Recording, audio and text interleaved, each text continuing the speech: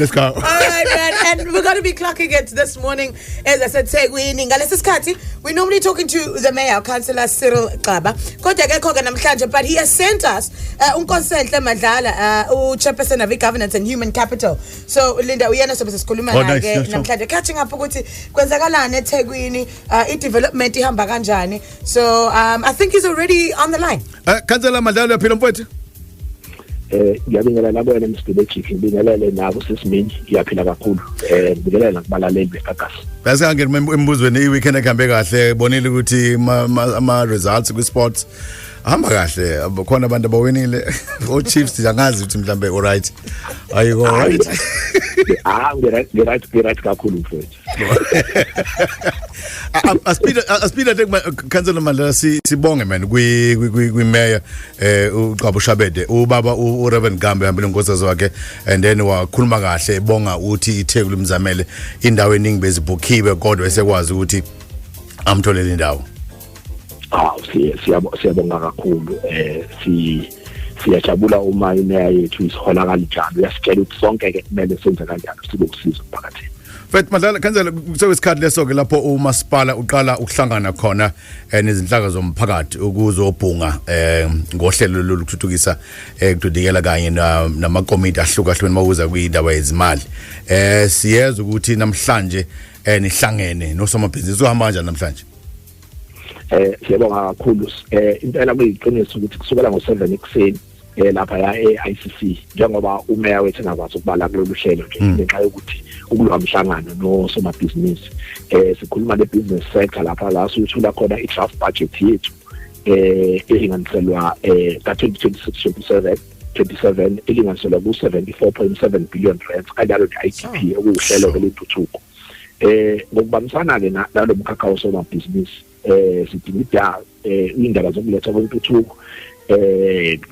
kwakhiwa kwengqalasizinda kanjalo nokukhulisa amathuba emisebenzi kanjalo nomkhakha nje wezomnotho iThekwilonke sikwazi futhi ukuthi sihehe abatshali izimali sishilo ukuthi isabelo imali sethu sizogxila kakhulu ekulungiseni ingqalasizinda uyazi ukuthi abantu baseThekwini bangabe bekhuluma nabo nje bayakutshela ukuthi inkinga ekhona inkinga yamanzi inkinga ukuthuthwa kwendle kanjalo nemigwaqo ngenxa yekhukhula esibenazo kanjalo ngakho bemali eningi le mali esithulayo izoexecution sihleleke ukuthi ke sibe nochungechunge lemhlangano lapho khona sasiqalile sikhuluma nosomabhizinisi besisuka la siyokhuluma nama-Ratepayers Association ngolwesine ngomhla ka-16 April ngo-4 sobusilapha ya eMoses Mabhida Stadium bese ukuthi ngomgqibelo mhla ka-18 April ngo-10 ekseni sobesilapha eOlive Convention Center lapho khona sobesokhuluma nomkhakha obaluleke kakhulu walaba abakhubazekile lesithi people with disabilities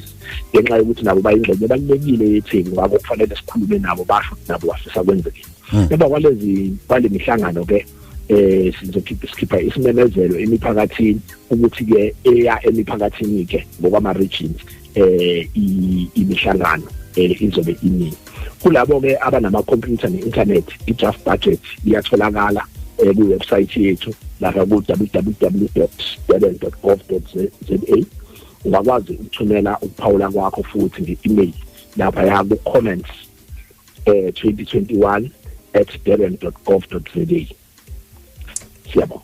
Oh, thank you. I think we got those down. Sure, it's good, man. And somebody malingaga 74 billion. That's good. It's too much. That's good. I love the fact that uMasipala is very forward thinking and makes our lives a bit convenient. And I'm saying this because to uMasipala Thegu usuqhamuka nendlela elula and esheshayo yokufaka isicelo sika gesi nge-internet. Maybe Madlala, I'll tell us more about it. Yeah, ngiyabonga kakhulu Smith. Uyiqiniso lo ukuthi siyazama ukwenza ukuthi indlela zokwenza izinto sibe lula laba abane access kwiqhamuqhaka beintsumzana ngohlaba kwazi ukuthi bafinyelele kakhulu.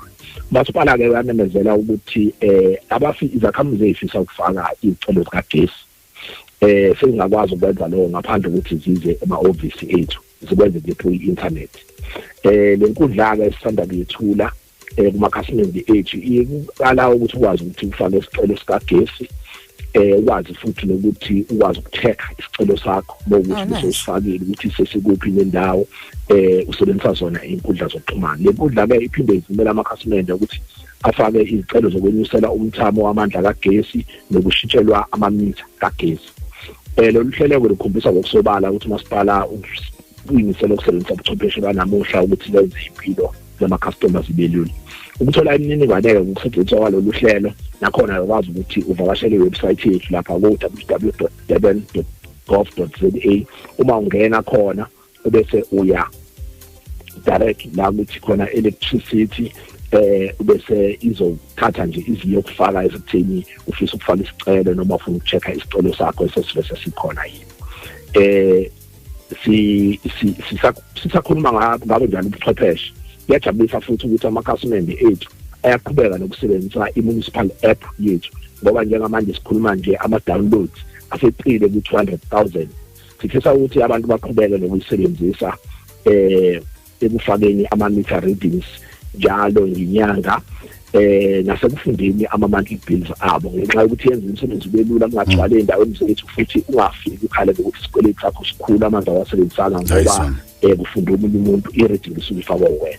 Sobaluleke kakhulu abanaleli. Sure, abalaleli baye lapha ku www.durban.gov.za. Kubalulekile ukuthi baqhubeke njalo. Mase 200,000 people benza nje into ebalulekile. Council Sesivala cela ukhumbuze abalaleli nge-Durban Business Fair njengoba izoqala ngomhla ka-30 April kuze kube umhla ka-2 kuMeyi 2026.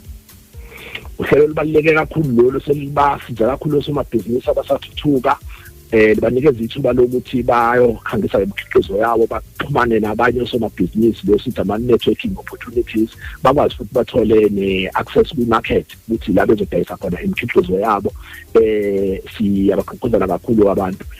Sifisa ukukhumbuza ke labo abanesifiso sokuba ingxenye yalo mbukiso kulonyaka ukuthi abaqiniseke ukuthi bayabhalisa ungakashayi umhla ka-17 April. Ama-forms ayatholakala ke kusizakala center bethu bonke laba abasafuna ukusebenzisa ama-form kodwa laba abafuna ukusebenzisa ubuxhakaxhaka banamuhla khona futhi lapha ya ku-www.durban.gov.za uya ku-business ebese uya we-prompt izokuthathikise ku-SMME development bese yisa ku-Durban Business Fair uzokwazi ukuthi uthole yonke imininingwane ubhalise ukwazi ukuthi ube ingxenye.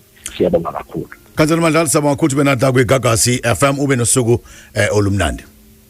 Siyabonga kakhulu sisimini nawe Mr Magic abalaleli bonke siyabonga.